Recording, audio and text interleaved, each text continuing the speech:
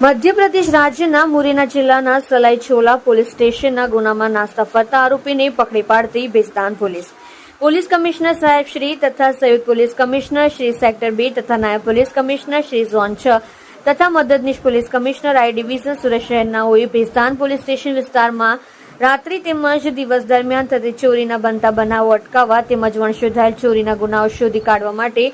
આપેલ સૂચના અનુસાર police inspector Shri VL Patel તથા સેકન્ડ પોલીસ ઇન્સ્પેક્ટર શ્રી